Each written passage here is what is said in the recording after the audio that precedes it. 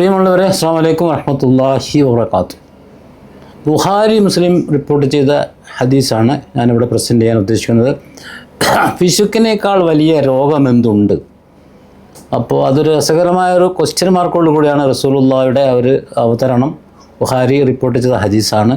അപ്പോൾ പിശുക്ക് നമ്മുടെ ജീവിതത്തിൽ ഉണ്ടെങ്കിൽ അത് പാടില്ല, അതുപോലെ തന്നെ ദൂർത്തും പാടില്ല. ഇതിൻ്റെ രണ്ടിലും മിതവ്യയത്തിലായിരിക്കണം ഒരു മുസ്ലിമായ മനുഷ്യൻ്റെ ജീവിത രീതി മുന്നോട്ട് കൊണ്ടുപോകേണ്ടത്. അപ്പോൾ പിശുക്ക് ഒരിക്കലും നമുക്ക് അനുയോജ്യമല്ല, അഭികാമ്യമല്ല, അത് പാടില്ല. അതുപോലെ തന്നെ നമ്മൾ ദൂർത്തും നമ്മുടെ ജീവിതത്തിൽ നിന്ന് ഒഴിവാക്കണം. ഇതിൻ്റെ ഇടയിൽ, രണ്ടിൻ്റെ ഇടയിൽ ജീവിക്കുന്ന ഒരു മനുഷ്യനാണ് മുസ്ലിമായ സഹിയായ, അതായത് പറയണത് ശരിക്കും മുസ്ലിമായി ജീവിക്കേണ്ട മനുഷ്യൻ. നമ്മളെല്ലാവരും അതിൽ പെടും.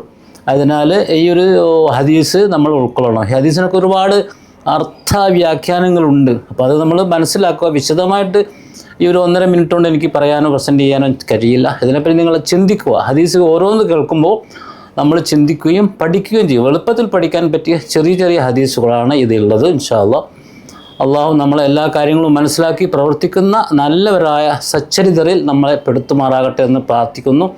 വാഹിറു ദഅ്വാനിൽ അൽഹംദുലില്ലാഹി റബ്ബിൽ ആലമീൻ. അസ്സലാമു അലൈക്കും വറഹ്മത്തുള്ളാഹി വബറകാതുഹു.